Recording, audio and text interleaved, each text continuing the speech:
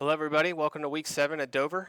I'm Brandon with Premier Racing Setups. We're going to watch a hot lap here, and then we're going to go right into the video here and talk about how to get around this track.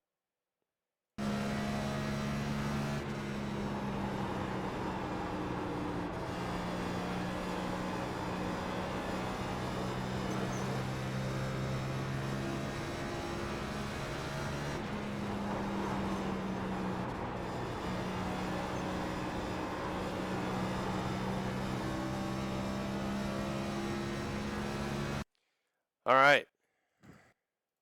So what you'll notice here is that this track has very distinct bumps. It's a 20-foot drop-off down into the banking here at Dover. There's not a lot of great visual markers as to where to lift and brake. However, there's a couple indicators. The first one being is you're getting ready to drive it right off a cliff down into the corner. You can see where the rubber starts into each corner. There's a couple markers here, like doors on the fences, and then, of course, the end of pit road. The first 3 things to remember here at Dover: straight entry, a little bit of a diamond approach, and a patient and straight exit. All right, so what we're going to do, straight entry, diamond approach. So we're going to wash up just a little bit, get back on the throttle, help it rotate, and a straight exit. So try to get this wheel as straight as possible and let the car travel up to the wall. Ideally, you want to try to run with the right side tires along the seam right here. And again, same entry point for 3 and 4 as well. Now with our testing, you'll notice that there wasn't a lot of brake needed. If you don't have wind, let's say the wind is 0, you still need to trail brake each side of the track. You're going to superheat one of the tires, likely the right rear tire, trying to be too aggressive early in the run. If there's a massive headwind in either one of the corners, I would definitely be looking for the brake to help get the car slowed down. You might even think about considering increasing bias as the run goes on, especially as you try to be aggressive on exit. You can roast the right rear tire, which is gonna drastically hurt your exit on each corner. For 3 and 4, the visual marker is not very good. There's nothing really that I'm looking for other than I'm getting ready to go off down the off the cliff here and go down into the groove. So, again, my visual marker is if I go to the bridge, I've gone too far. So really start to look for the drop-off point, which is about right here.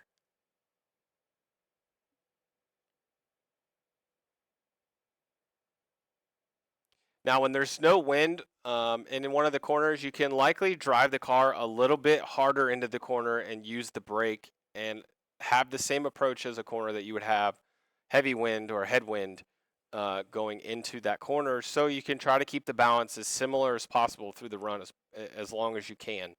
And obviously, it's situational dependent based on if you're racing and running behind somebody. If someone is running directly in front of you and is using the diamond approach, which I would imagine most will, you're going to have to offset the best you can to the left so as to not get tight.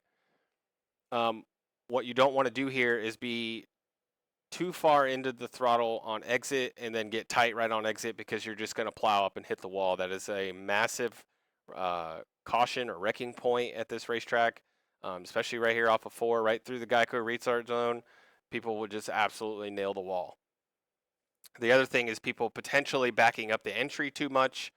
And if that is the case and you see that, then you might want to go ahead and start to run the middle lane and try to pass them and then get right back down to the bottom. Be very mindful going into 1.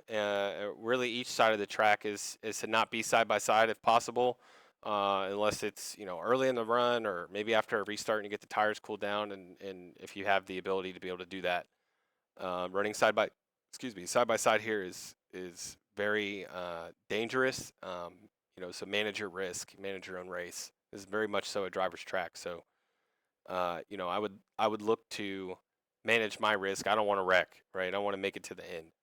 So I want to save my tires, back up my entries, and manage my own race.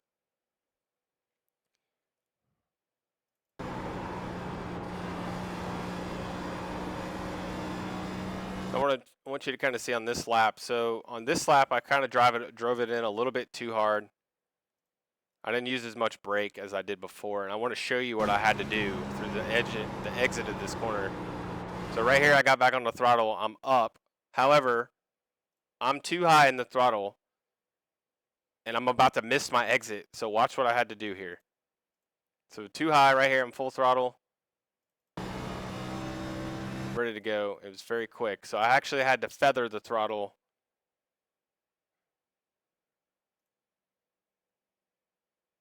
See, right about the center. So get back on the gas. So right here, I got up. Then I had to go back down. So it was very quick. So you might have to feather the throttle just to make the exit of the corner so as to not hit the wall. And just that little bit of backing off the throttle will allow the nose to be pointed in the direction that you want it to.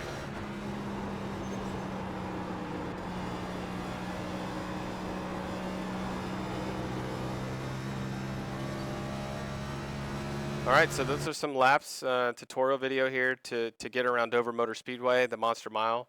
Best of luck this week. It's a great racetrack. Have a lot of fun. These races can go either way. They're full green or a bunch of cautions. So just be mindful of that. Have a lot of fun again, and thank you for choosing Premier.